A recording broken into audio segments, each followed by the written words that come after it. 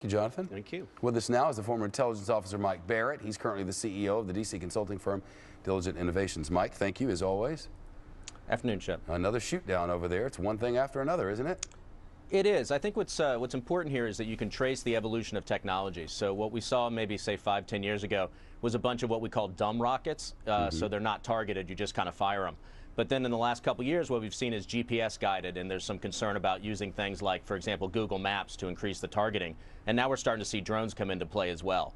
So this is, you know, as I said earlier, this is going to get much worse pretty quickly because the technology is continuing to evolve very, very quickly. This is starting to feel like a little more than a cat and mouse game, maybe surrounding our election season.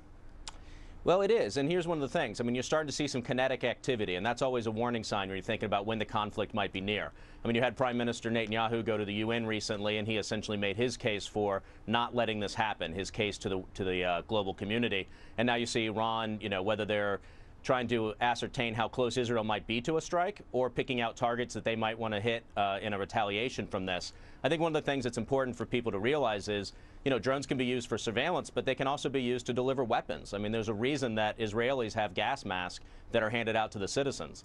So there's a real concern about that. We certainly know that Syria has chemical weapons available.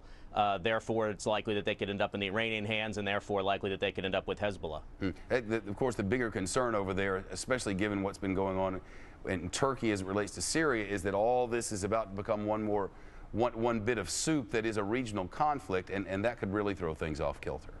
That's right, absolutely. I think certainly one of the ways that the Iranians would like to divert attention about making it the West against Iran in terms of the nuclear program is to make it Islam against, you know, what they call the little Satan and the great Satan, Israel and the U.S., and to really turn this into a global religious conflict. Certainly something we've got to keep an eye out on.